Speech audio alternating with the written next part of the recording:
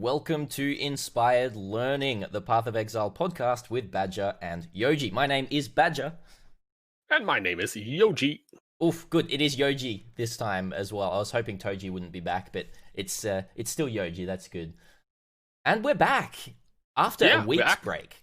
Because we did have 1 week break, which we didn't want to do, but we needed to do. But it's now just even better that we're back, right? Yeah, it's like to build anticipation. I actually had to cancel last episode to build anticipation. Yes, with Badger as well. That he if he sees me every week, he just gets too used to it. So we have to build anticipation. That's really boring. to get this chemistry going in the podcast as well. Yeah. And now I'm really happy to see Yoji. Last week I would have just been like, another podcast. Or another Yoji. Yeah. Okay. What is this? All right. Yeah, sure. But aside from having a week off, how are you doing, Yoji? I'm doing pretty well, honestly. I'm having a lot of fun with the new build I started playing. Right after or before last episode. It's been roughly 2 weeks after playing this. I think you were playing it on last episode. I think I was starting it or something. I think I was setting up the gear for it. So what happened? I played Dominating Blow and I killed. Last episode I was right before trying out killing Awakener, and then we were on Faded Connections as well, which was then after the Awakener. Before that was what happened because we were on another podcast together, which kind of scrambled and crangled my mind. Yeah, that's why I'm thinking, did we have a week off? No, but we did. Yeah. We did. we did, but not our podcast. So if you don't know the Faded Connections podcast by Balamage and Catmaster OP, you should definitely check it out, especially last episode, which had the both of us. We did kind of a crossover episode. Yeah, it was super fun. That was really, really fun. Some really good discussion as well. I always love, just like a tangent, I always love discussing. I can't talk anymore. I forgot. I just unlearned speaking English, just from too much break. That's all right. You can just speak German, Yoji. Go for it. Okay, also was ich immer richtig gut finde daran, mit Balamage mich zu unterhalten, ist... I agree, yes. Yes. Yeah. What I always really like about chatting with Balamage is that I think we both have completely, we have almost zero overlap in why we play PoE, how we play PoE, and what we enjoy about PoE. Yes. And it's always super interesting, and I learned so much about the ways other people play the game that I absolutely have nothing to do with what I do. He goes super hard on trade. He just picks up no items and likes it, and he's just going. It just feels like a different world. But I think it's super cool to get insight into how other people play, which you normally don't do as much. Yeah, definitely. Because you and I, we have differing ways of playing, but it's not like night and day. We still, we tend to be more agreeable than less agreeable, which, we want to be less agreeable for a podcast sake because that's more fun to listen to and watch, right? But sometimes we're just I agree. All right, next topic, let's go. No, but it was really cool. We had lots of interesting discussions and lots of contention in interesting ways of different thoughts on from everything. We even had a really good talk about MTXs and loot boxes and everything like that as well. But we won't say too much more on that. Go check the episode out if you want to. It's on Balamage's YouTube channel, I think, which should just be youtube.com/Balamage. No, how does YouTube work? /channel/Balamage, something like that. Just Google. I think you can just type /Balamage if you have the whole, there's some threshold you have to cross for that to work or something. YouTube is weird. But just Google Balamage, you will find him somewhere somehow. He's out there on the interwebs. But and that's why I forgot where I was on my builds. But roughly I played Dominating Blow, killed Sirius at Awaken level 5, which is the first time you encounter him. Without any gear on Dominating Blow went really well. And 2 maps after that, the 2 maps before that, so right before our podcast, I had a eye level 83 Karui Chopper drop that was already 6-linked. I was like, I kind of want to play some slams. And I didn't have a really good excuse. I also had an almost perfect, I think 3 of perfect face breakers drop as well, which I tried to destroy by double corrupting it, but it only got white sockets. So I was like, okay, either I go face breaker slams or Karui Chopper slams. And I was like, okay, let's toss some alterations on the chopper. Get to the chopper and put some alterations on there. And I chopper. Yeah, and I had like 8 exalted orbs lying around as well because heist. So I was like, okay, multi-modding is in a it's possible. I can do that. And I got like a good hybrid roll and a tier 2 flat fist roll, and now I have a 740 PDPS chopper, and I'm earth shattering on a champion. Yeah, and it actually it has nothing else. Like the other gears, just like life, belly of the beast, life, resists, and life, and it's enough. I don't even have a freaking lion's roar because like 500 bestiary unique flasks, no lion's roar. Ooh, yeah. But I have a chopper, and the chopper killed. I got the Shaper Guardians. I have done like Conquerors now. Like the red tier Conqueror is just slam, boom, slam, boom, dead. It works. So good. The skill does work. Earthshatter is amazing for the burst, and yeah, it feels quite unethical for a slam build. But it's, you know, you're playing melee, so that just means that you're automatically ethical anyway, right? Yeah. I think aside from the super stupid Call of Steel slam shenanigans that you can do, this is probably like, once that is nerfed, I think Earthshatter is still the best budget SSF slam. Definitely. Currently. Definitely. I mean, Earthquake is still really good. I think Ground Slam is not bad either. I have not myself tried the Elemental Slams. Yeah, I had to play around with like Consecrated Path back in was that Harvest? No, it was Delirium. I was playing around with it because you can get Towering Threat on cluster jewels, and so I made a Marauder, the biggest character model, and then just stacked as many Towering Threats and went Hollow Palm into Consecrated Path. But that was before like it was classified as a slam as well. So that was before the slam Warcry stuff, right? Yeah, because that was yeah. So Consecrated Path felt awesome, but that was the last time I've actually played what is now considered an elemental slam. Like I didn't play Ice Crash or anything, so yeah, you did do like the first ones, right? Like Perforate, yes. I think, and I tried out Perforate, which is that classified? No, that's not classified as a slam. Yeah, it's a slam now. Oh, really? Perforate is a slam. Yeah, it's weird as a slam, but it's a slam. Okay, well, it's the really one strange. slam that didn't feel slammy, like but it's it's slammy apparently. Yeah, but I did a Earthquake bleed character, and I tried out Earthshatter as well, and so I've tried the physical ones. They feel really, really good. Like I think the update to slams was done very well, and I think the update to curses wasn't done as well as that. I was hoping, you know, the update to curses this league would be similar to how slams feel, and we'd have a whole new identity of, you know, really cool curse builds that were a little bit slower but really powerful. But it's just not feeling it yet, which is interesting. But yeah, I feel as well that there's like some aspects lacking that makes it like really unique and like feel like a ground concept. Because for slams, what I liked is that they really went in on the archetype of like, okay, we'll do what does two-handers like make two-handers different or bad? In that case, it's slower than one-handers, right? So we'll like shaving off a little bit of power from dual wield and one-handers by taking off like the extra damage, but keeping the speed, and we just make it even slower and hit even harder with like, I think Intimidating Cry might even be a bit overboard. It's like double damage and Intimidate on one thing is a bit weird. But you have to like the upkeep. Like Earthshatter has the downside of like you have to like have the slam upkeep rotation going all the time. Yeah. Which once you get enough cooldown recovery and enough what's it called? Warcry speed, I think the status called, which is like your Warcries are not just like but it's like yeah, I'm super fast. It looks weird though. Like whenever anything gets too fast in PoE, it just looks stupid. Yeah. You get those like 2-frame attacks where it's just like It's really interesting. I once made before like the whole slam thing. I think it was right after the first graphical overhaul of Ground Slam. I made a Ground Slam Slayer with like max attack speed. And I was like, it looked like super stupid, but it was still really fun. It's really interesting stacking the I remember that first rework, and it did look really, really cool with crazy amounts of attack speed. Yeah, because there's just like these spikes coming out. But I like the current iteration. Only thing that feels weird about slams is that slams have some of the best Val skills. You have Val Ground Slam, which is one of the better Val skills, and you have Val Earthquake, which is super cool. It's like my favorite thing in the game. Oh yeah. But it doesn't work with Fist of War. It doesn't work with Exerts, because Exerts and Fist of War both don't support. I think they both don't support Val Earthquake, and yeah, it makes them feel a bit. It's a bit weird. It's kind of like also like Val skills don't interact anymore at all with Archmage, which makes mechanical sense. But it's kind of like, okay, I'm playing like Arc and I have Val Arc, but it doesn't. Hey, yeah. Why not? Yeah. Why not just like give it like a little bit of like make it like have half effect or whatever, just so you don't feel like completely useless for having that in there.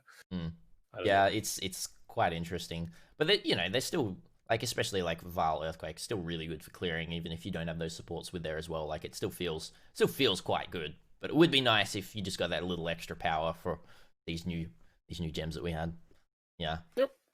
But yeah, I think the whole concept of Vile skills in general as well is another tangent. They are getting a little bit outdated, or may need some love at some point, and may need some. I think we might need some new Vile skills and some new ways of doing some interesting things with Vile skills. I'd like to see some Vile skill supports, but then also, I don't want to go back to the Vile skill meta. Well, just like, like... Yeah, not just like main Vile. Yeah. Not just like Vile Spark build or Vile Arc build. Yeah. I think it's good that the permanent thing is not there anymore, but I like them as like kind of like an ultimate ability that you can use exactly. Hard cooldown. Yeah. If there's anything that we can like a support that, makes your Vile skill store more, like take more souls to activate, but, do more power or something like that, or whether that's not like a support, or whether that's, a new unique item or something like that. Anyway, I think it'd be really cool at some point to revisit Vile skills. We'll just have a whole new Vile expansion. Be really cool, exploring the Vile a bit more. We get Uber Duber at Zeri. Mega Uber. Maybe we haven't gotten that many new Vile skills since it came out like 6 years ago. Yeah, totally. Yeah, that's what I'm saying. It'd be so cool. They did add the impurities at some point, and there was like some other stuff and gluttony. The gluttony of elements amulet, but there wasn't that much added. They reworked some skills. Like I think the new Vile Molten Shell, the supportive Vile skills in general, I feel, are the ones that see the most use. Like Vile Haste still gets used by minion builds at times. You have Vile Summon Skellies, that's kind of like a burst skill. Vile Arc. I guess Vile Spark. I mean, I guess if you're playing Spark, you probably just kind of use it, or maybe not. If you're using, as soon as you're you're using Vile Discipline, probably, I guess. Yeah. Vile Molten Shell if you're armor based, Vile Grace if you're dodge based, and then maybe like Vile Arc is cool. Like Vile Arc's really cool. Yeah, feels really good. Yeah, and Vile Power Siphon as well is super fun, but they're just like mega clear. Like Vile Arc and Vile Power Siphon are very similar in what they do. Yeah, kind of like Vile Ground Slam as well, just like boom, full screen clear. Thank you. Yeah, it's really awesome. It's so good. Yeah. What else? The Vile Flame Blast. I always liked that, but the Flame Blast is just in such a weird spot these days. It used to be one of my favorite skills, but we basically use like this. Like it's so mega small now. Yeah. Yeah, it was called like the micro penis Flame Blast. Yeah. I hate it. It's like just like. And then you have to get so much cast speed to not feel awkward to like getting get so much, Yeah. Yeah, I've been theory crafting behind the scenes, trying to make Archmage Flame Blast work, which is, it's very counterintuitive. You can use Archmage on channeling skills, but obviously it just tanks your entire mana. Like it just costs 15 billion mana. Yeah, but all you have to do is, to get your max amount of damage, you can go Stormfire, you can go Ignite as well, and like channel. You just got to channel to 10, which is 10 procs of Archmage, which is a lot. But if there's a way to accommodate that in a full mana pool with like Trickster, and like a Watcher's Eye. Oh wait, no, because that's not going to work because it's not actually using. It only procs on the initial cast. The initial cast, that doesn't actually work. So it just have to be like crazy regen, But maybe you can do I want to make it work. Maybe some flask effect with like a mana flask or something that's really good. Yeah. Well rolled. Oh well, another Pathfinder. Let's go. It's always at the end of the day, you're always like a Pathfinder or a Scion. I think Big Ducks did a Scion where you use what's called the Foreboding mana flask. Yeah, it's the one that just you just keep spam. Maybe that could work. Yeah, to like sustain it for at least for bosses. I mean, for normal packs, you just need like a two stack or whatever. You just like almost tap it, or well, you can't really just tap it anymore. You can actually do that on Prolift Ignite builds. You can just tap through packs that work. Okay, well. If it's Ignite, the Prolift should be all right. Hey, yeah. Yep. Yeah. That's gonna be my next build. But what's your last or current build? Current build is So like normal, I've gone through about 32 builds since we last talked. No, it's actually been. I think I've only gone through a couple of builds. So But right now, it's been twice as long as usual. Like, yeah, I know. Well, it's because I got onto some a little bit of unethical semi-aura stacking, which is something I've never done before. But we don't do that around here. Yeah, no, it feels bad. But it's not full aura stacking because it's using the replica dream feathers and doing the whole transcendence armor stacking, which is stacking. Yeah, armor stacking with, you know, like aura effect clusters, but they're only for grace, determination, and discipline, the stalwart commander nodes. Yep. So just like through an alternate quality grace for elemental ailment immunity, just like completely just with like aura effect, and then you get the divergent determination to give evasion as extra armor as well, and then you scale that with crazy aura effect, and you get like 1.5 million armor, and then I've kind of been following someone else's build, but then that was all like physical damage. They were going like physical attacks, and I wanted to use elemental hit, which is with high base damage. Yes, yeah, it's really, really good base damage, but it's a terrible melee skill to use. It's you have to like ancestral call. Yeah, you have to ancestral call it. I mean, it has a bit of built-in AoE, right? It has some AoE, yeah, but it still feels pretty trash. But the single target's like getting there. I'm still making the build. Wait. You're playing a skill that's like trash clear, and the single target is also just getting there. That's like doesn't sound very good to me. It doesn't sound amazing. No, it's because it's not amazing, but it's like I didn't just want to do that OP skill with this thing. You know, I wanted to try something different, and I am only level 92 at the moment, and with 3-4 more levels, I think I get like another 50% more damage or something like that. So it's going to start to feel really good, and it's already feeling really tanky. Apart from degens. This build really does terribly with degens, so I've got to be a bit careful there. What do you do for defenses? You do... So it's using Transcendence. I'm guessing Transcendence? I'm guessing Transcendence. Takes your armor to your elemental damage instead, but then you've got a problem with physical damage. So you just stack lots of other sources of % physical damage reduction. I think I'm up to close to 80%, just like flat physical damage reduction now as well. And what do you could you just do Fizz taken as Ellie? You can do that as well. Yeah, it's kind of hard to fit into the build. You can do it, but it's a little bit more difficult and a lot more expensive. But I've already put way too much currency into this one, so how much is the Headhunter I grinded? Basically, really? Yeah, what I sold the Headhunter for, which was like 110 exalts, I pretty much just put it all into this build. That sounds pretty good. I also once sold my Headhunter for a really horrible 100 exalted build. Yeah. Oh, it's good. It's really good. I wanted to make something that like almost all of my currency goes away, so I can't play standard. I can't play softcore trade after this. I have to do other things, which is good because I've got a private league coming up, and then there's probably going to be like another gauntlet league after that, and then I might try hardcore SSF for the rest of the league or something like that. But yeah, it's been really fun. To just like watch my currency go away and be like, yeah, I'm fine with this. But I'm going to try and grind for 36 challenges. I just got 24 yesterday. You want the portal? Oh yeah. I want to get that one. That's good. Yeah, I'm closing in on 24. I just need some more heist rogue gear. I think it's just I think like a few more grand heists, and then I'm there. Yeah. Just a little bit. Yes, not that much. A little bit more.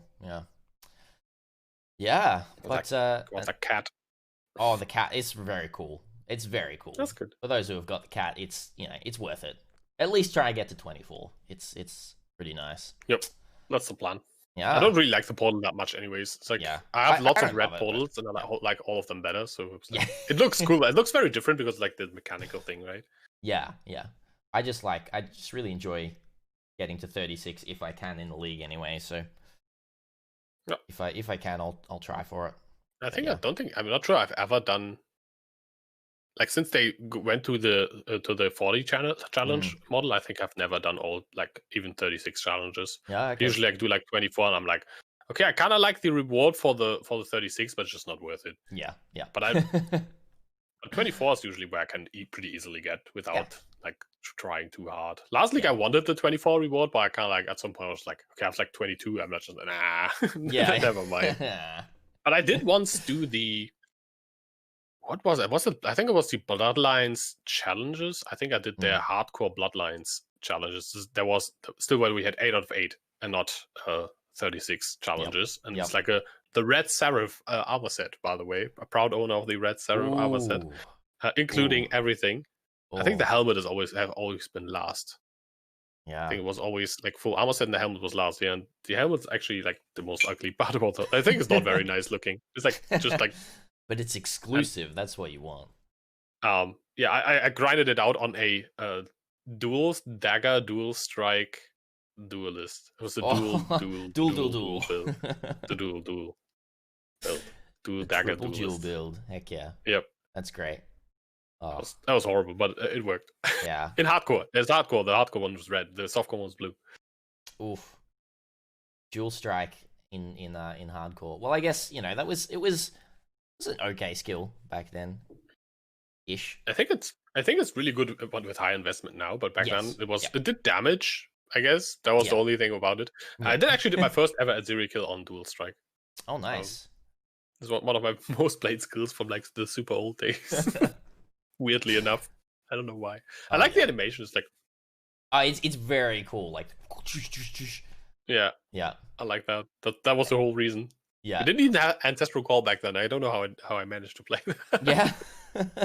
Just melee splash. Well, back then as well, we just didn't have as much clear in the arsenal, Like there wasn't as much ways to just full screen clear. And so that's true. But definitely there was more clear than dual strike back then. Oh, there was definitely more clear. We had lightning arrow and but stuff it didn't like that. feel as there wasn't as much of a disparity there of like now you play dual strike even with like Ancestral Call and that sort of thing, and it just feels it feels like how my elemental hit feels. It's like I'm clearing, and I'm not clearing at like a snail's pace, but like, oh man, I know what it feels like to clear 5 times as fast as this. Yep. This is what you're always thinking about. Yeah. But it's weird. Like I think back then mainly it was because there was desync, and hardcore you couldn't go that much faster because you would desync. If you were like you could spam whirling blades, but you would never do that because you would end up God knows where with like 5 screens desync between you and where you add and you die. Yep. Yeah. It's probably like thinking about that, lockstep probably is like the biggest catalyst to clear speed we had in PoE history, maybe even. Yeah, probably. Because if we didn't have lockstep and like improved connectivity, I don't think we could play as fast as we're currently doing. Oh yeah, not at all. Yeah. The faster you go, the more out of sync that you would get, and then you just have to /OOS. Where am I? Where actually am I in the map? Or all right, there I am. All right, let's keep going. Or going through doors and just hitting mobs, nothing dies. Just like back behind the door, like what the hell? Open door again. I think low key it was GGG's way of saying we don't want you to play fast. We're actually pulling you back because you are playing too fast. All right, come back. Come on. I mean, heist is the return of the doors, right? Yeah. After all, it'll never be dropped. The revenge of the doors. Yeah. Like when I made the trailer for heist, I kind of like framed it as we are getting revenge on doors now because I was like Tim's bashing in doors. Yeah, it was very good. I was completely wrong. Is the doors are getting their revenge on us for being open. And you're like, now we make you wait even longer. It's weird. Yep. But yeah, I have a talking point here. That kind of fits in where we are now in the discussion. At some point, I felt like criticizing heist started to feel weird to me. Yeah.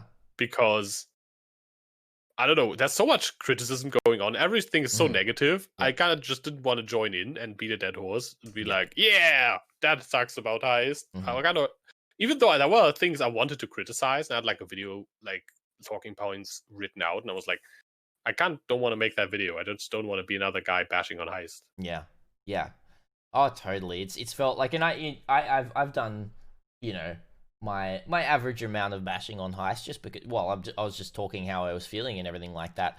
But like recently, the discussion more moved from heist to the future of Path of Exile and what that looks like and what I think and what my chat and my community thinks needs to happen for things to not go south for Path of Exile, because at the moment, like I don't want to be all gloom and doom or anything like that, but it's at a really interesting spot where if leagues keep having big problems like Heist going forward, then that could be very detrimental to the future, like the actual future of Path of Exile.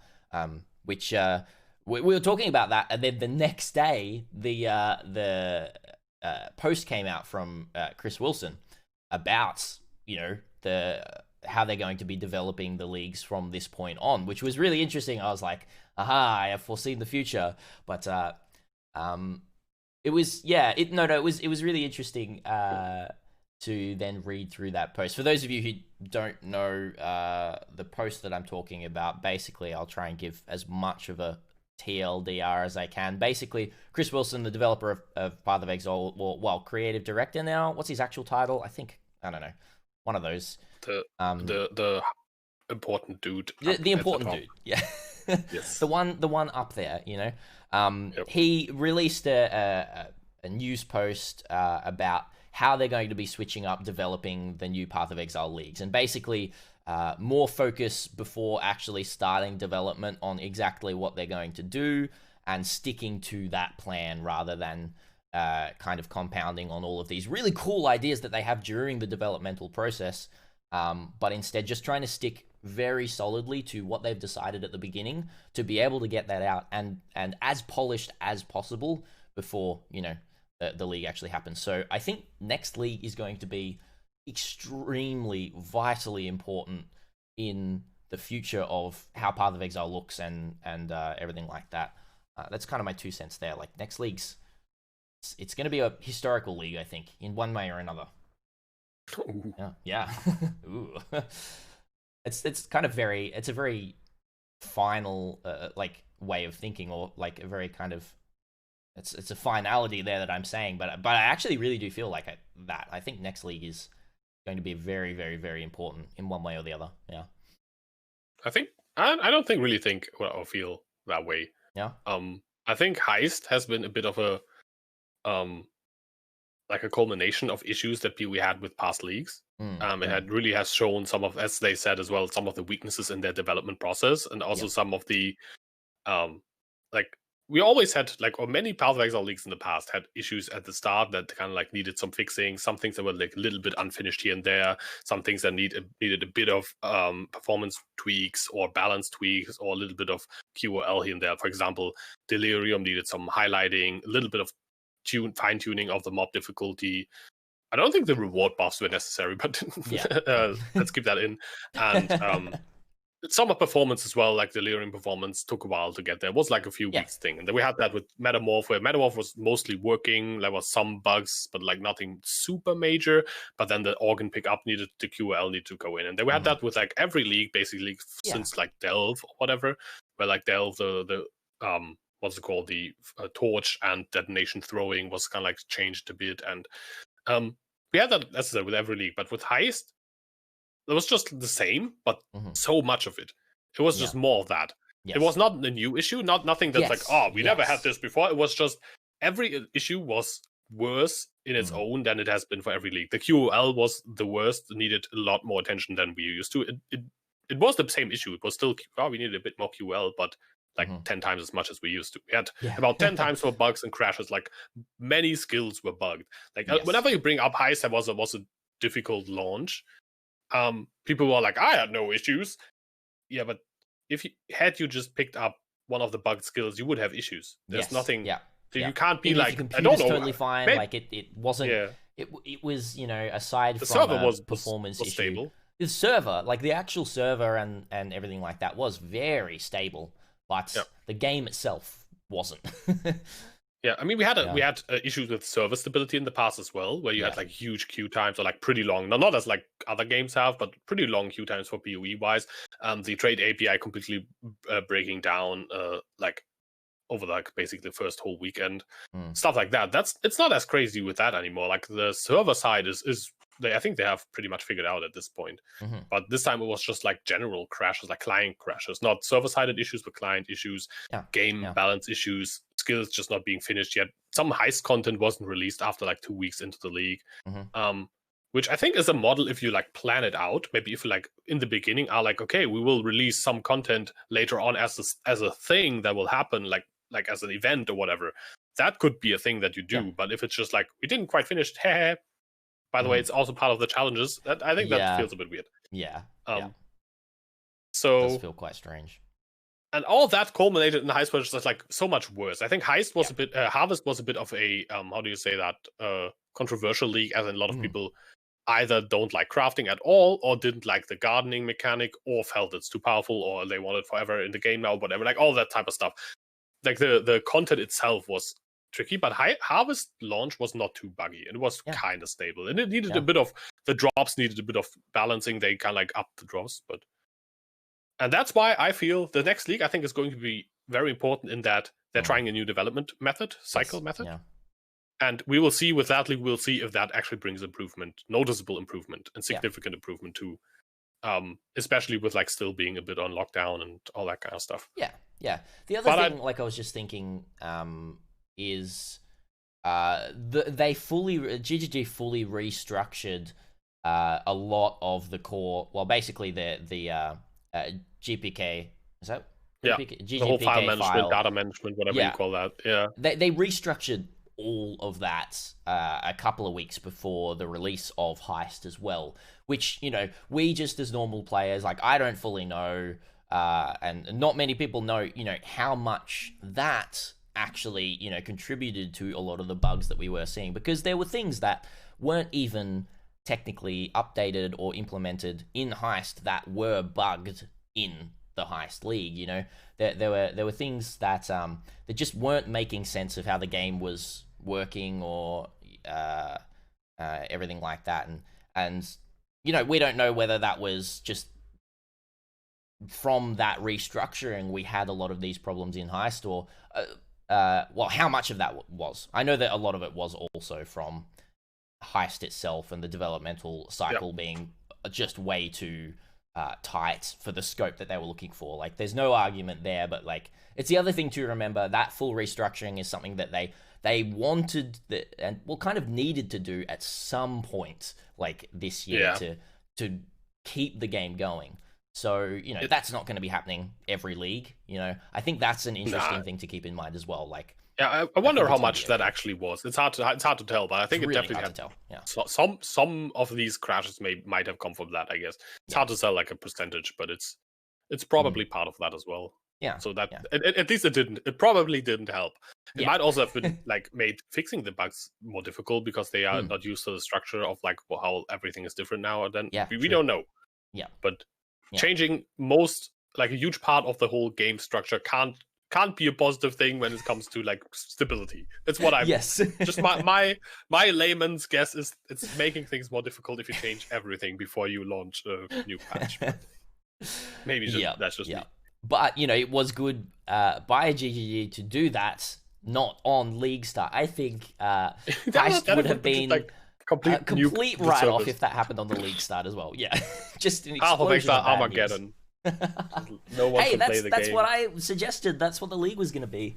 Path of Exile Armageddon. That's what I first suggested in my Badger PI, and then I went on a whole other. Do you mean for Heist? All right, for Heist, Path of Exile Armageddon. That would have made total sense, actually. Yeah, I guess it kind of is. It turned out to be kind of accidental. Path of Exile Armageddon a bit, but I don't think this next league will decide as much. It obviously will decide quite a bit, because Christmas League or December League is always like big revenue for GGG. Yeah, so it will be a bit of a deciding factor in that. There is another. But like, sorry, you keep going. But I should think, just like one thing I wanted to add, I don't think it's from the perception of PoE. I don't think it's quite as important. Even if this league doesn't go as well, I think we are still in a phase where it's like, okay, they kind of like, Harvest was a bit tricky, but at least they delivered it well. Heist, okay, they messed up. Okay, they're trying something new now. If this now fails again, I think the next league, I think it definitely doesn't help if they screw this one up. But what I don't think really it's just like death of PoE or anything like that. Yeah, the reason I'm feeling a little bit more doom and gloom is because they've like it's been said that they're, you know, Chris has said that they're fully like restructuring how they're doing things to hopefully improve how that works. And I really do have a lot of faith in GGG, but it's like, it's not as much as I used to. Like, it is starting to wane, and like I can't ignore that. And if we have like the same amount of problems as we do, I don't think we're going to, but like, you know, worst case scenario, we have the same kind of problems or same amount of problems that we do in the next league that we did with Heist, then it really does beg the question, like,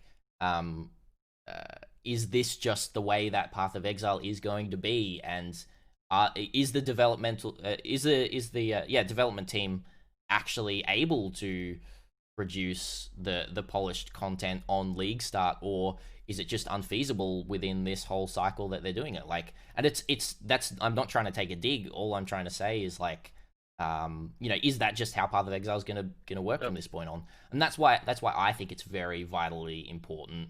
That being said, I don't think it's going to happen. I think it's going to be a lot smoother. Like, and I have a lot of faith in that. But there is that question there. Like, if it's still like quite buggy, or there's lots of things that aren't working with the league itself, you know, where does that put Path of Exile as a company? In my mind, like, I will probably lose a lot of faith, which I really don't want to. But yeah, it's very interesting to think about.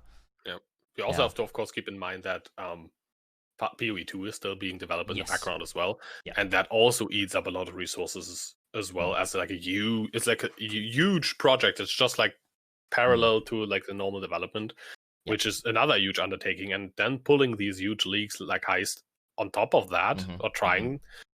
I think it was maybe a bit overambitious, and then that also on top of that got like affected by the lockdown. I think that's just that was probably like triple nerf to the GGG Classic, triple nerf to themselves, basically. Maybe it was a bit too much. They pulled one on themselves. Oh no, yeah. But yeah, that's like, as you said, there's also something else being a bit tricky. I think we're getting an announcement. Basically today / for me tomorrow, for you today. So it's like soon TM. Because Cyberpunk. Yes, this is another much awaited game. Yep, I was about to tie that in before, and you beat me to tying it in. But it's as it's sitting at the moment. I'm quite disappointed. I think a lot of people within the Path of Exile community is quite disappointed that we're going to have hang on, what's coming first? One's coming one day before. Is PoE coming? Cyberpunk is on the 10th. Oh, Cyberpunk's on the 10th. Thursday. Yeah. And December 10th. So I'm going to be speedrunning Cyberpunk in 2.5 weeks. Yeah. You just speedrun it on one day, and the next day will be Path of Exile 3.13. Yeah. That's perfect. Currently is. Yeah. And I'm wondering, like, is there a way out for PoE? I honestly think they're going to push it back 1 week. I think they're going to push the league back 1 week. From what I've heard from, have you seen like the Bex? Yeah, you saw the Bex. Didn't Bex just say no? Sorry, didn't Bex just? Oh, did I miss that? I'm gonna open it. I'm not sure. I'm maybe I'm misquoting Bex. I know what's happening. I know what's happening. Cyberpunk and Path of Exile are doing crossover. That would be cool. Yeah. Cyberpunk is Path of Exile. Path of Exile is Cyberpunk. We're getting both at the same time, guys. I've solved it. We can play both. I mean, didn't they push back or plan to push back another league? Well, which one was it? Because Cyberpunk has been delayed like many times. I mean, I don't think even it's unrealistic that we'll just get pushed back another month. Oh, I don't think it's unrealistic either. Yeah. No. It's but it's because it was supposed in my eyes. It was supposed to release in 2.5 weeks from now. Yeah. And now they are pushing it back, which would have been the perfect time for the PoE cycle, like 2 weeks. So good. It was just like, yeah, this is perfect. You play like 2.5 months of Heist, and you're just like, okay, I'm just like completely done with the league now. It's almost ended anyways. Play Cyberpunk for like 2.5 weeks, and then next league, perfect. So good. But now it's just not working. Yeah. I mean, they could also. Do you think they should just tank it? Do you think they could just be like? They did that with Blight and WoW Classic, right? To just tank that. Personally, I would hate for them to tank it, because that's also tanking me as a content creator. You know, if I can get into that kind of stuff, you know, quickly, that's going to be not great for a lot of us, because I know that there is crossover there of a lot of people who are playing Path of Exile that want to play 2077, and there's a lot of people that after Heist League will play 2077 over Path of Exile. Like, that just will happen. And that's really going to hurt the league start for content creators. Like there's no way around that, honestly. Maybe I should just jump on the 2077 hype and then just become a 2077 streamer for just don't play. But no, that's not going to happen. Don't worry, guys. Don't worry. We're playing Path of Exile. It's all good. But I mean, I'm just going to play PoE as always. Yeah. I'll probably check the game out way later than most people. I'm always someone who just, I look at games, I'm like, yeah, it would be kind of cool to play that, but then I end up just playing PoE for a while and check the game out like probably end of 3.13, unless they push it back. Then I might have a look during the last week, but but even then we already have the trailer and I'll be like super busy anyways. So it's, for me, I'm like super patient. I've always been super patient with like games coming out, which is like I barely ever get super excited. I'm like, oh yeah, this game looks really cool. For example, when Darkest Dungeon 2 was announced for next year, that had me a bit excited, to be honest. I really enjoyed the first one. But even that game, I'm most likely not checking out like instantly as it comes out. I rarely ever do that. I never pre-order by a rule of mine. Just I don't pre-order either. I barely ever touch early access or beta or alpha versions, and but I'll see. But that game's going to get a lot of attention. I also don't think they can tank it after Heist. If Heist would have been a super successful league, that was just like PogChamp, everyone was hyped, and then Atlas expansion next league, or endgame expansion next league, everyone would be like maximum Pog. If that was the current how do you say that atmosphere in the PoE community, I think they could just be like Cyberpunk. Totally. But currently everyone is just like, PoE kind of looking iffy right now. Other games, cool. I don't think they can tank it either. No, regardless, like I'm gonna be playing Path of Exile, like you said as well. Like that, if they land on the same day or one day apart, like I'm not playing Cyberpunk as it comes out. Like I'll play it later. It's one of those games you can just play later. Path of Exile league starts are super fun and super important from a content creation standpoint as well. So, it's for me, it is very fun. For something like 2077, it's getting a lot of hype. Because they're putting crazy amounts of advertisement behind it. It's looking like a pretty good game. It's developed. It also does look honestly pretty good. It looks very good. What we've seen. And so I want to play it as soon as it comes out to get that fresh perspective before things are spoiled for me or all this kind of stuff. That would be super cool. But like, if that's not going to happen, that's not going to happen, right? I haven't talked much to other people within just the general Path of Exile community about that, and maybe when we have our post, if we're going to have a post podcast chat, we can ask the live chat about that. But I'd be very interested to see how people feel exactly about that topic. I know a lot of people have been upset, but then still just like, we'll still play Path of Exile. Like, it's at the end of the day. Yep. But I think a lot of like normal people will skip like the league, or maybe just like the first month. You can always start late. Like people always go like super bad about, you're behind in the economy and whatnot. But everything is super cheap after a month. Getting the character to maps, you just buy a leveling gear for like 3 chaos. You probably have like 15 friends who can give you like 20 C and just like deck you out for like leveling. It's not that bad, honestly, especially on trade, or like if you have a guild, it's pretty easy to start late, like even if you want to. But could be difficult for PoE, because I think MTX purchases and like supporter packs and stuff usually happen like early league, even before the league, I think, from what I've been told. Well, that's why they released them like a week in advance or something like that, the supporter packs. I can't remember exactly, but a lot of that happens like pretty much as they release it. The first couple of days they release those supporter packs. Like that's when you hear about it. That's when they talk about it, and that's when you decide whether you want to purchase this cool looking one or like this league. I don't know. I didn't enjoy the ones this league. Did you enjoy the supporter packs? And how they looked this league? Which were the ones this? This one's this. No, I bought I like the what's called the red one from the last versions. Malice. The Insatiable Malice, or just the normal Insatiable Malice. I like the scythe on the back. I like the sword one, and also the armor. I actually have the full one. I like that one quite a lot. But that was it. I didn't like the white paladin one. From the new ones with I think they have the character effect that stacks up as you kill mobs. Yeah.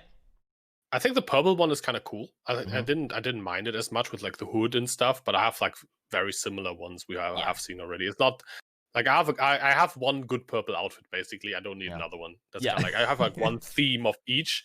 So if I bring, I have like two paladinish looking themes that I can make work. Yeah, but I play a lot of like that type of characters, so I need to. yeah. Yeah, no, very much so. It's these league ones, I don't know. It was just another thing. It shouldn't have compounded in my mind, but this league supporter packs, I just looked at them like, I think it's the first league I haven't purchased a supporter pack of that league, which is a little bit interesting. I think I purchased both last league. I had a little bit of money to splurge, so I think I got both the Insatiable Malice and the other one. I can't remember one. Yeah, the one with the wings, the one with the crazy wings. The Diablo-looking wings. Yeah. Which I really like that armor set. That's the one I bought first, actually, and I think it's really cool. But I think a lot of people, I think that's a controversial armor set, that one, especially because of the wings. I mean, I don't think it's like horrible or anything. I just wouldn't use it myself. I mean, the armor set is not bad. I don't like the wings. Yeah, and I think you get the wings first and then the armor set. If it was the other way around, I would probably have gotten the cheaper one just for the armor. Yeah. And skip the expensive, but I don't want to get the expensive one, have the wonky wings that I don't want for $30 or whatever it is. I'll put it this way: you can kind of only wear those wings if you're wearing the full armor set as well. Because I tried to pair it with anything else, and it was a sore thumb. It was. Very I can bad. imagine it maybe going well with the I think it's the Empyrean set. Empyrean's okay. The way that they glow is a little bit different. Like, because I've got the Empyrean set as well. Like it's not the worst, but it just feels out of place. Like you'll just notice it. You'll notice those. Maybe the angelic ones. We got the angel demon boxes now. True. Yeah. I don't think I have much of that stuff. Yeah. Me neither. I mean, don't buy boxes that just came out. So yeah. I actually bought some of the Stygian summoner stuff for my Domblow characters. Nice. That's kind of like where most of my supporter pack points went into the skull and the character effect, the desecrate, like the blue stuff. It was like a blue theme, blue and night, kind of like Stygian night. That's really cool. Oh, I like that. Yeah. NTX talk. We didn't have that on the talking points list. Yeah, true. Whoa, tangents. We got so much to get through. Why are we going on tangents? Come on, Yoji. We can skip the whole last section because we can. Yeah. Oh, we actually have talked about a lot of what we wanted to. Yeah, it's true. Yeah.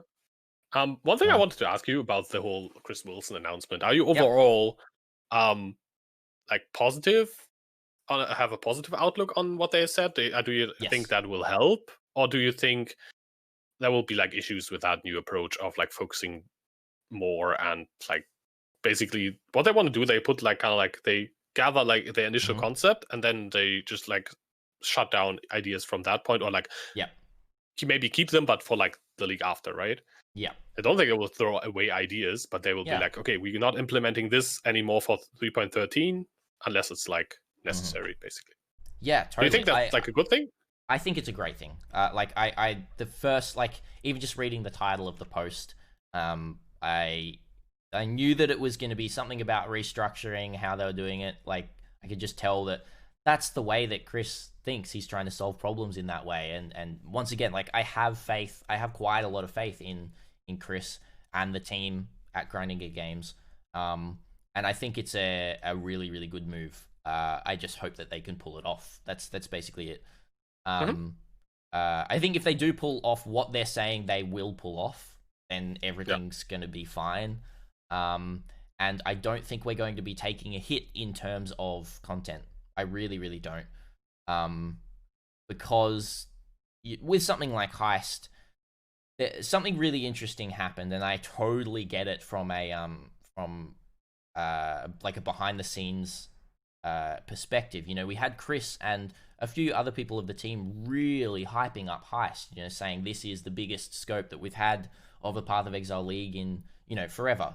And, you know, from a content standpoint in terms of like new assets, or all the characters, or the dialogue, the whole storylines, the storyline, like 100%, right? And it's really tough to say this, and it hurts me saying this as well, because I've been on that end as well in terms of some music stuff I've done in the past for so like creating music for live experiences and all this kind of stuff. All this stuff that I put in behind the scenes and people just don't really notice it, or don't even, care for it. But it's one thing to say that, like, we want to play Path of Exile because it's a really fun ARPG that, we can go really in depth with our build creation and everything like that. And for the general public, that story is just not important. Like, that pains me to say. It's really cool and all of that kind of stuff, but like, it's not what is going to grow.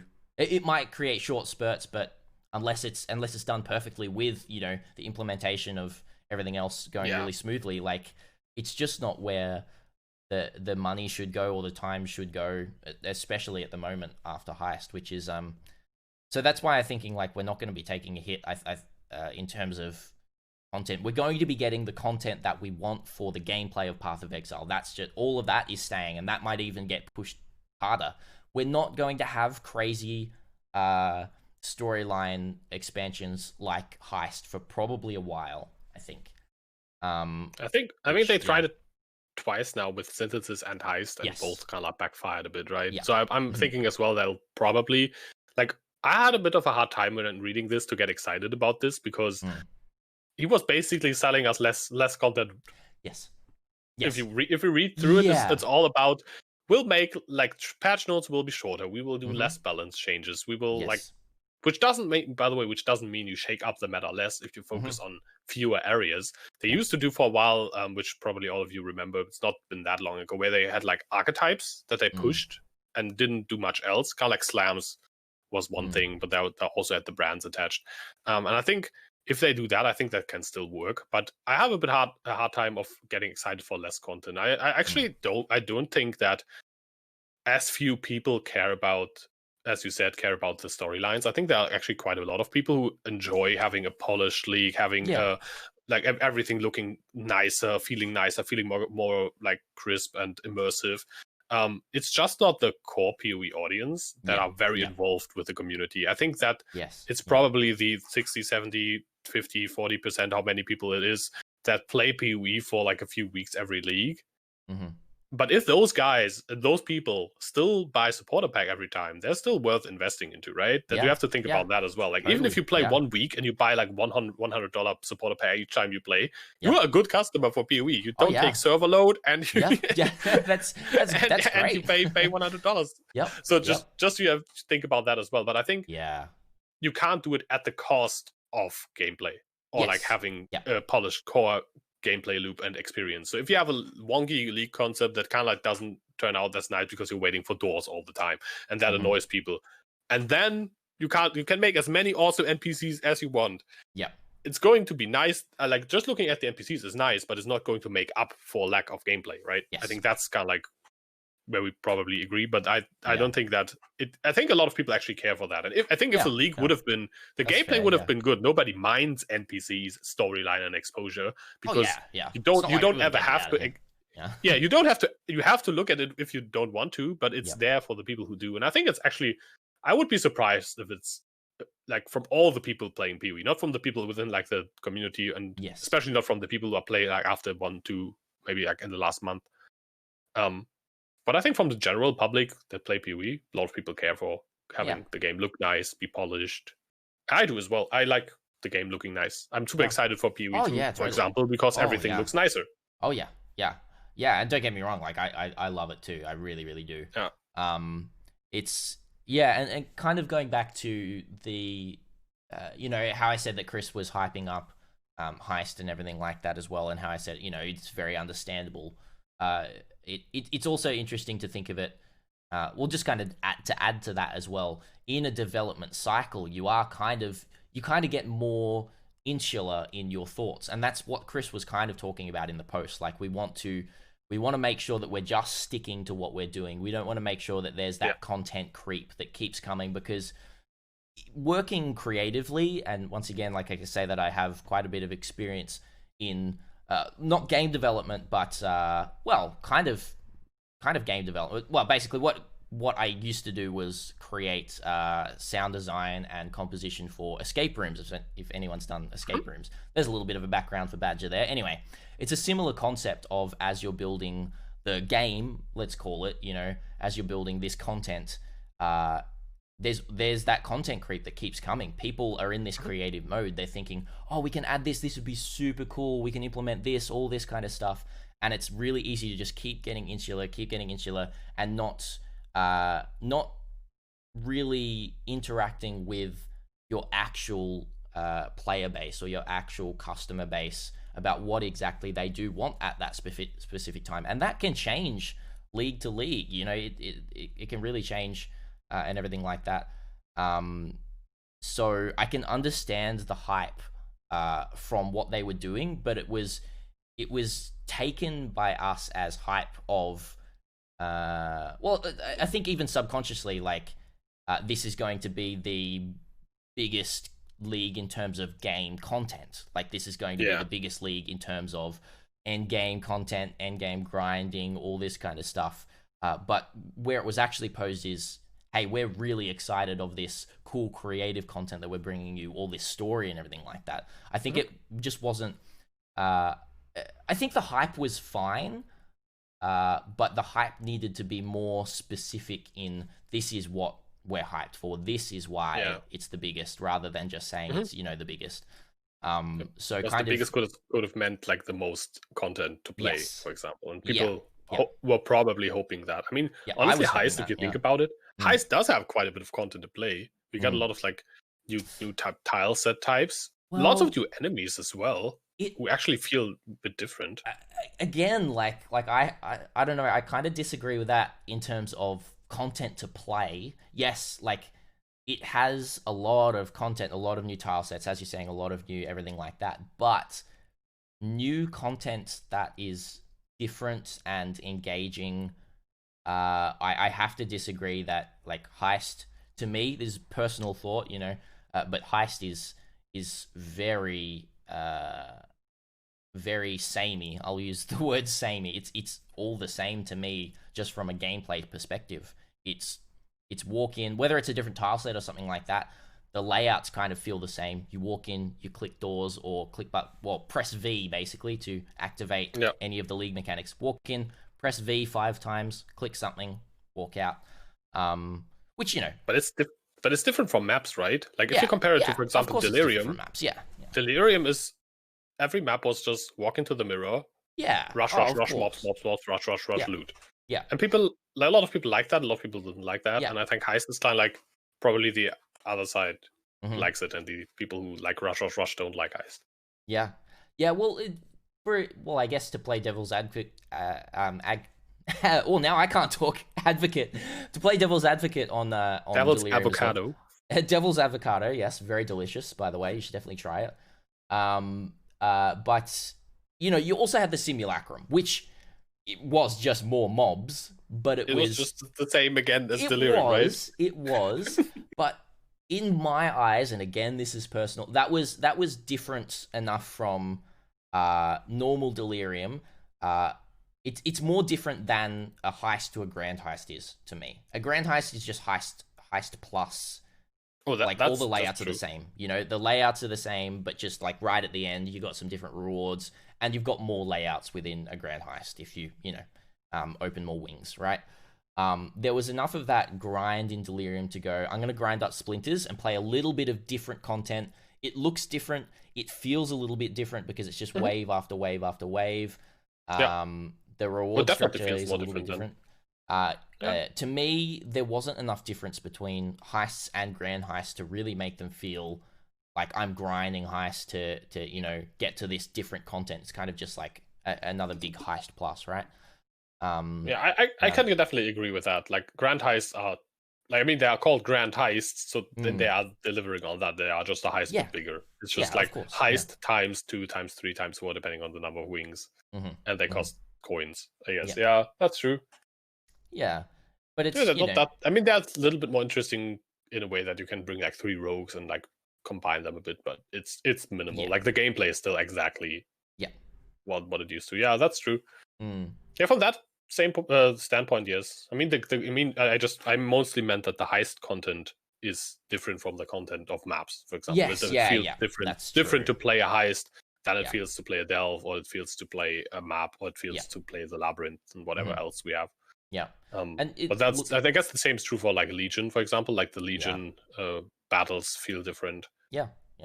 That's it does bring something really interesting there though. Like I think something we've kind of touched on before and everything like that, but is in terms of Path of Exile as a game, how much should it be innovating in the end game content and having, lots of different, like quite different end game content, or how much should it be sticking to its guns and pushing that, that solid map theme that, has basically worked, and why Path of Exile is so successful and everything like that.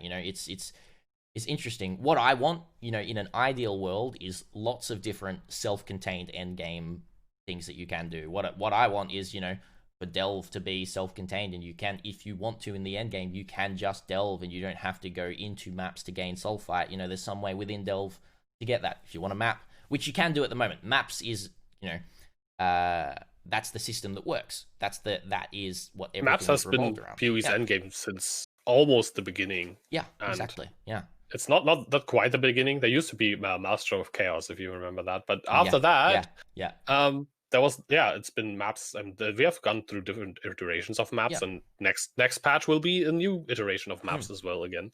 Yep. Yeah. But so, I think they should definitely stick to maps, of course. Oh, yeah. I think the problem with having separate endgames, and you probably can make like a whole episode about just like endgame and PoE and how that goes. But they compete with each other, right? So if delve is more rewarding and is uncoupled from maps, the one will map, everyone will delve. Yes. Unless you force people to do it. So if you have like, there's X reward that you really need or want in maps that you can only get in maps, then there's X reward or Y reward that you can only get in delve that you really want from delve. But then people will feel like, I have to do everything. I hate it. It's just too much. So it's difficult to have good and different, like decoupled, viable endgame systems. Yeah, agreed. So it's like, it's either, what I'm talking about, the future should be either what I'm talking about, which, you're explaining the problems with that, definitely, and I totally agree with that as well. It's either we have lots of different types of endgame that are self-contained, or like kind of what's happening, but they're trying to move away from it at the moment, is just having maps as a hub, having maps as that leaping off point from endgame, and then, which every league, obviously, it is still like that, but the reason I say they're trying to deviate from that is, from what I've seen from, Heist, it's kind of like, that is a whole new system that takes a lot more of your time than other league mechanics outside of maps. Well, I think Legion and Delirium are really, really good leagues in how they work. It's a different type of mechanic within maps, but still sticking to the map structure. And, you're going through a map. It's like, there's little mini games within maps. Blight does it fairly well as well now. I think that's having interesting different mechanics within maps still, like maps still being the end game, always being the end game, and having those little mechanics is going to be very important. That feel different enough to not just make you zoom, which, Delirium, you can just kind of zoom. They kind of do. Yeah, we have like, they said 3.13 will be another called these in-map combat encounter league. So like, could be something like more like Metamorph, could be something like Legion, Delirium, Blight, even. So, and you can do them, as you can see, you can do them boss related, swarm of mobs related. You can do them like slow down the mapping process, like Blight does, where you just like stop, build towers, mob swarm in, do something, or do them like Delirium, get to the end fast. Or Legion, I think, is kind of like in between, and which is why I think the Legion worked so well. It is and better than Delirium as well. Legion is click a thing, and then you have this defined area and a defined space of rush, do something fast for maximum reward now, go, boom, boom, boom, cool, stuff happens, epic explosions, loot, bam, collect loot, and then you can go at your own pace again. While both, like, Blight is stop, slow down, do this thing, cool stuff happens still, like if you enjoy it especially, and loot definitely happens in Blight, and then, but you have to slow down, and then Delirium was, okay, start map, rush to the end, and that those force you to do more what you like, play at their pace or at its pace for maybe longer than you want to. While I think Legion is so self-contained and short that it kind of works. And still has the rewards and looks cool as well. And Metamorph goes more into the Legion type of combat league. I wonder which one we'll be getting next. Like, do you have any guesses? What I want and what I think would be really cool, I was just thinking then on it, would be something where you, like, it's like a Legion or like a mini Legion or a mini Delirium or something like that. I don't know how to make it fully, like, really, really different, but you get to choose where you create these kind of super powered monsters or something like that. Like, you might have some sort of device that you can kind of, like, it's like an AoE skill that you can place on a group of monsters that crazy, like, overpowers them and enrages them or something like that, and it becomes this kind of mini boss fight with a pack of monsters, basically. So if you see, just like a white pack, you can do it on them, and it's going to be relatively easy because it's a white pack and you'll get relative rewards. Or you do it on, like a big a Bloodlines pack or something like that, it's going to be more difficult. Or you can do it on a boss and it's going to be just like, it will kill you almost. But that's where, like, the big reward is. But you can choose the difficulty within the map. You can choose your difficulty of the content that you want to do.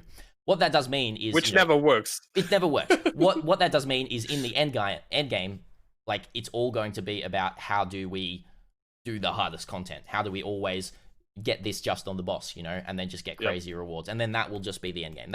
What will be happen. But, like, that's just inevitable these days. It's a league is going to be exploited.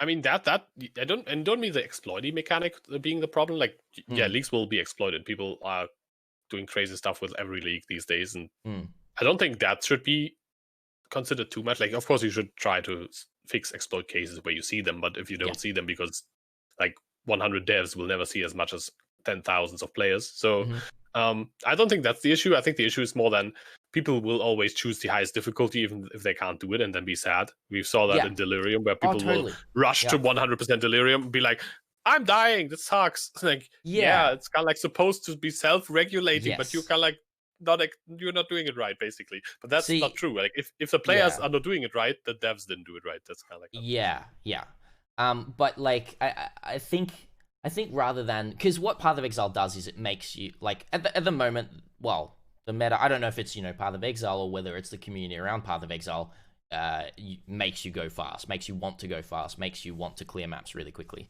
and feel like you have to, right? And in Delirium, it's kind of like, you pop the Delirium, you still want to go fast because you want to get those rewards, you want to do that, right? With something that I'm explaining, it is kind of like, it's a straight away, rather than just like a continual, it's getting harder, shall I push it, shall I keep pushing, in Delirium? It's kind of like, that pack, looks like it could be very strong, I'm going to do it anyway. And it's kind of like an instant feedback of like, well, I did make the mistake there, I did put that on there and made the mistake. Like Metamorph, where people still did the same thing of putting like the highest rewards and not read the mods and be like, okay, maybe I shouldn't have put 1,200 crit multi on this guy, but I'm still gonna complain that this league is bullshit. No, it's not, dude. Yeah. But I think people will always go for the highest reward. That's kind of like the issue. Yes. And also your league idea sounds an awful lot like Torment. Kinda, yeah, I guess. Yeah, maybe I'm just stealing stuff there. I don't know. I want the league mechanic, whatever it is, I want the league mechanic to be in the player's hands and when they activate it and how they activate that content in terms of difficulty. And again, like, people are always just going to choose how difficult it is going to be. But I think there needs to be some sort of strategy there in the difficulty. that is maybe more defined this time around. You know that before you click that button, you know how difficult it's going to be. All right. Which Metamorph tried, but it's too much reading. You know, whether there's just like a symbol or like a bar of like, it's going to be this difficult, like watch out, like some sort of visual representation of just like don't click this button right now, you're going to die. I just think making players choose difficulty levels these days, I think it's outdated. I don't think it works. Yeah, okay. Like going back difficult, like if there's like easy, normal, and hard, no one will choose easy because you feel bad if you choose easy. So people will choose normal or hard. It's just psychologically, it's not a good concept. I'd rather have a game that kind of like, not through a pity system, because that also, in my opinion, can feel bad, but just like self-regulates. And they try to do that with Delirium, right? They try to be like, once you get to the point where you just can't push through the mist anymore, you kind of should stop. But even then, people didn't stop. So yeah. What about a system? I think that was a good approach, though. Yeah, like a system where it can kind of track how well you're doing every time you do the league mechanic, and if you keep doing bad, it gets easier. Keep lowering the content, keeps getting easier. But then if you keep doing well, it keeps going up. So that's not your choice of clicking a button, but it's your progression. It kind of tries to evolve with your progression. Some sort of evolving league mechanic, right? That could be kind of cool. But I'm not a developer, so. I mean, a league where that worked, like there were 2 leagues that did that really well, like self-managed difficulty. Breach was the first one, I think, because the breach only goes bigger and spawns more mobs as you kill more mobs. So if you have crap clear speed, you just won't spawn as many mobs. Or if you're struggling to kill the rares and stuff, you will just not spawn as many mobs so that they overwhelm you as easily. Yeah. And Legion is kind of the same. If you can't open the whole monolith, like can't kill all the frozen mobs, you won't get as many mobs. But like then 4 rare mobs can kill basically any character. So that's the other thing. But I think they both do it pretty well. While stuff like Metamorph kind of like, that's like the big failing of Metamorph. Like they're theoretically, you could read, but no one does. Everyone's just like, currency, shaper, amulets. The unique thing. That's why I'm saying, like, visual, I'm dead. I guess that didn't visual work. needs to happen. Like visual, like some sort of, we've got all these visual symbols for all of the rewards that we get, right? So that's what we see. We see those rewards. We want those rewards, right? Having visual symbols stuff for difficulty, right?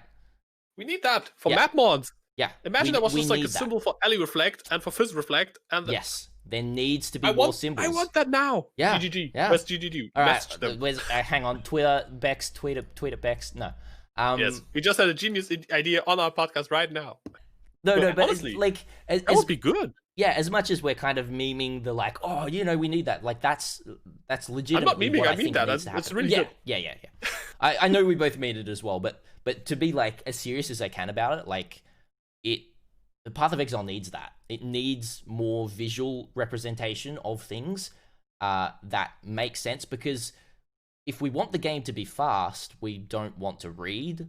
But then that's the other thing as well. Does Grinding Gear Games as a company want us to just be faster and faster and not read as much? You know, like, is that in their core design ethos? Is that actually what they want? You know, I don't know. It's not what they would have wanted in the past.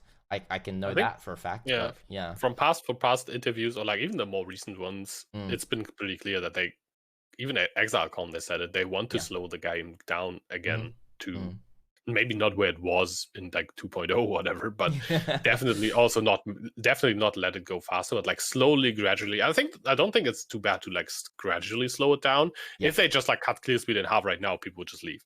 But if you just like very gradually, like, on the one hand, what they've been doing is implement things that reward you for going slow. Yes. Like slams, war cries, having multiple buttons, the utility skills that we recently got, the area control shenanigans, stuff like that. And at the same time, they could like I mean, there was like was it like 4 leagues ago, where they like basically doubled to quadrupled like Shaper's life and whatnot, and like all the bosses. That was a slowdown. And also rare mob HP. So they already did slow down, and it didn't cause a riot. People were like, it's still powerful, and it's reasonable to like buff buff monsters or like slow us down a bit. And I think if they just like gradually do that, they would notice at some point. Other people just don't mind it, or once people like start writing, they can always be like, okay, this is as far as we can go. Are we happy with that? Yes, no. Yeah. It's not as risky as just like doing one big like slow down patch. Yes. Oh, that would destroy the game, and that's I think they're very conscious of that as well, and I think they're going about it relatively well. But you know, with slowing the game down, the game also does just speed up over time because of power creep. Like I was just thinking, you know, with the whole Shaper quadrupling health and everything like that, we're still killing Shaper at almost the same speed as we were before that point now because builds are getting more damage, like which is quite interesting. So it's kind of like the community fighting against that. Like, well, if you're going to slow the game down, we're going to speed our gameplay up. I mean, people are always going to like try to make the most powerful characters they can. That's like what a large portion of the community is going after every league, and I think that's a good thing. And then we have balance patches, which maybe will be more focused next league. Yeah, it's going to be interesting. Yeah, it will be very interesting. Maybe we're just like actual, you know, psychics, and there is going to be, you know, an update to how, you know, map mods are shown with like visual stuff. Let's just wait and see. Hey, let's call it now. That's going to happen, and if it does happen, then someone clip this right now who's watching live and just send it to Chris. Yeah. Yep. But I honestly think that would be a good idea. Like imagine, like for example, like whenever you have like you always scan like reflect, okay, yeah, that is no, I have to reroll, or no region or whatever. And if every like type of mod had a symbol, like let's say added extra cold lightning fire had like a thing, then any like mobs get tankier mechanics, so like defenses would have like a type of symbol, and then everything reflect as like kind of like a mirror type symbol, whatever. And obviously you can hover over it to see the exact values, because we don't want to lose those exact values. We still want to see that. No. You know, that's very cool in Path of Exile, but it doesn't need to be right there. When you press tab, you've got like half of your screen filled with text, you know? I mean, I would even see it as an addition. They're just like right before, as like a kind of like as a bullet point before like what the text is. So it says like enemies have insane crit multi and whatnot, and then it just like has the damage like a sword symbol, which is like monster damage and whatnot. And then the next one would be like a reflect symbol. It's like monsters reflect elemental damage, and then and so on. That could be a thing. Yeah, it's true. See, I mean, you wouldn't have to have symbols for everything, right? Just like the types of things. It's tricky.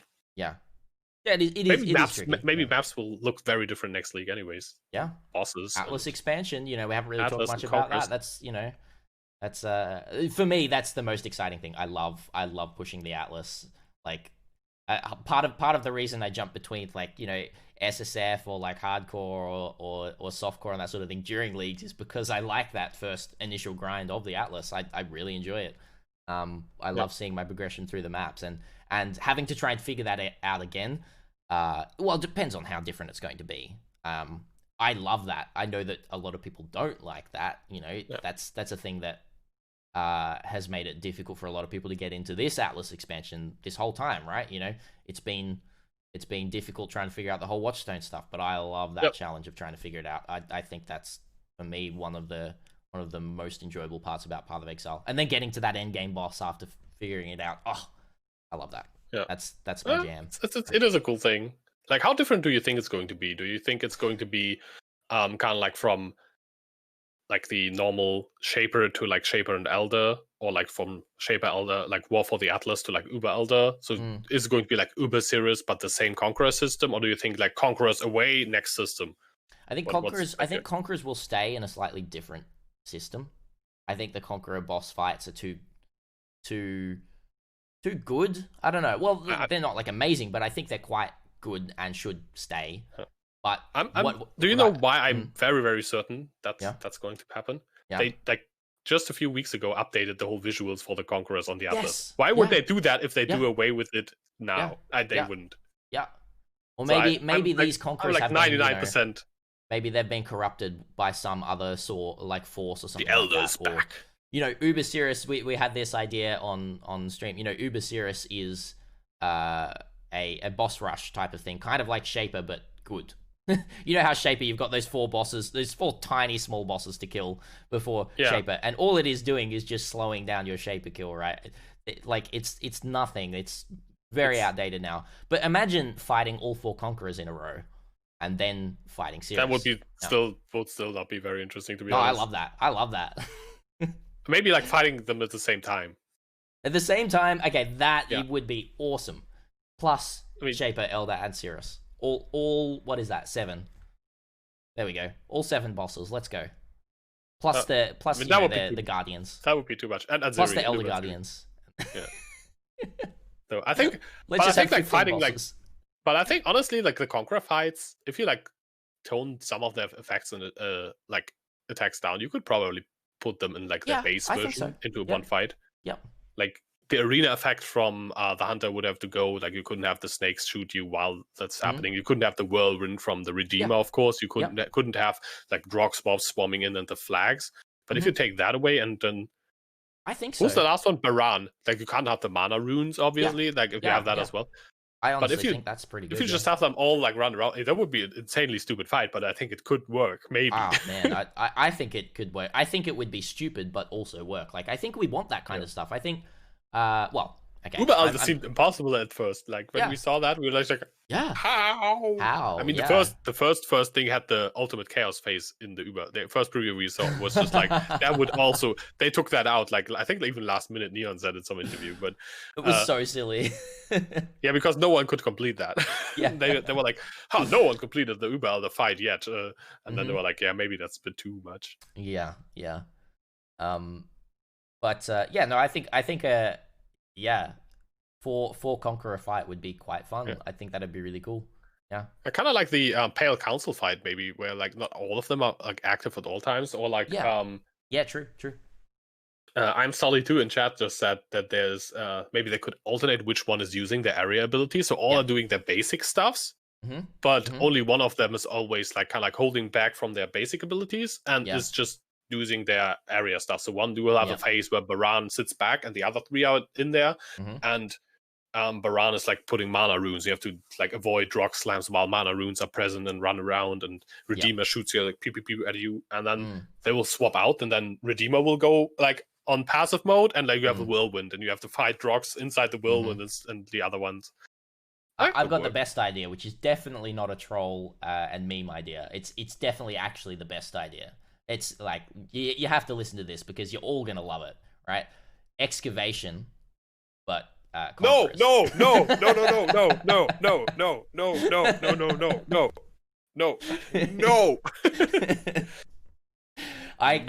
That would be the worst. Just like the excavation. If people don't know exactly what I'm talking about, the 3 bosses that alternate invulnerabilities. You can only attack one at a time, and then they like alternate. You might be attacking one, and then it's like, oh no, I'm going to be invulnerable now. I'm going to switch to the other one. That, but Conquerors, right? Yeah, that's perfect. There we go. Yeah. I think it's great. I don't think it's great, by the way. That's Electrolink was the worst thing ever about Bloodlines. This is why I will never be a game developer. Electrolink. Oh, true, because that used to be a Bloodlines mod, right? Mod, yeah. Oh, Blue that packs was used to have the that. worst. You would have to kill a blue pack one by one. Oh, that was the worst. And it would jump around. Yeah. And then one would hide far away or would be under the earth because it's a devourer. And then you could just like wait till he pops up again. And then it jumps to the next one who's just went underground. And you're like, now I'm having flashbacks. I'm Can we just end the podcast here? We might have to end it here. I think I've pushed it too far. I think if we finally managed to end it on a low in the podcast for the first time. Yeah, no, it is actually a good spot to end the podcast there. Anyway, because we've had a great discussion of all of this kind of stuff, and I could talk for hours about the future of PoE and all of this kind of stuff. And we were going to have Baker on for this podcast, as some of you may know, and we were going to talk more about the past of Path of Exile, and we ended up just kind of talking about more the future, but we'll still probably have that chat at some point. We do want to get Baker on when he can make it. So thoughts to Baker, and that's where we'll end it. Thank you so much for watching or listening, everyone, if you're listening on the podcast. And if you are watching and just jumped in, as I see someone in chat who has, you can still watch this on Yoji's. I called you Yuji there for a second. Yuji's YouTube. Yuji's YouTube. Yoji's YouTube channel, and then also on major podcasting applications. There's that little plug again. And I will also just put a small little plug here for my private league happening in 1.5 weeks' time, which is going to be very exciting. And in 2 days' time, I'm going to have a full release of all the details via a video. So check out my YouTube for that. This is Badger Gaming. We are pining for a very big league. We're trying to get as many people in as we can because let me tell you, like, I'm not just saying this because it's my league. It is some of the most fun. The way that we structure it, it's like one massive team versus one massive team in a Path of Exile community. It's like faction versus faction. It's something that hasn't really been touched on much in Path of Exile before. And the first league that we did at last league, it was somehow quite the success. Everyone enjoyed it. So many people saying it's like the most fun they've had in Path of Exile. So if you want to check it out, as well. Yeah, it was super active. Like so many people and like really teaming up and figuring stuff out. It was really cool. Yeah, so we've got a bit of a team behind it now. I've got quite a few people behind the scenes. We're having so many discussions of how to make it more streamlined and how to make it more enjoyable for everyone. So we're really pushing for this to be a really, really good one. So if you're going to play the league, that's awesome. You know, if you're going to play the league and spread the word, that's even more awesome. You know, talk to as many people as you can about it because this is going to be a big one. So there's my little plug there. Yoji, have you got anything? Or you just do it like me and you watch the content, enjoy it, and root for the team Badger's not on, and it's always super fun. Yeah, that's going to happen again, definitely. There was a lot of rooting against me. Yeah. Yep. Yeah, but have you got anything going on, Yoji, before we finish up? Yeah, I'm just like trying to put a bit more humor into my videos again. I'll have like I had a lot of like philosophical videos where I was just like going about like the mindset of playing PoE, and I wouldn't say that phase is over now or anything like that, but I'm trying to get a bit more back to like more funny videos, more memes. And next video is going to be massive, chunky, huge slam memes. Yes. Oh, I like it. Heck yeah. Well, check out Yoji's YouTube channel for that as well. But that is where we will end it. Thank you so much for watching and or listening, everyone. We do appreciate it. We'll be back same place, same time next week we're going to be pushing for a guest, whoever that is. So yeah, maybe we'll Baker. Maybe Baker, or maybe someone else. We have a few ideas. Yeah, quite a few different ideas. There's a lot of content that we want to get out there, and it's, you know, we're only restricted by having to do it each week. So we'll catch you guys around. Thank you so much for being here, and as always, stay sane. Stay sane. Exile. Exiled.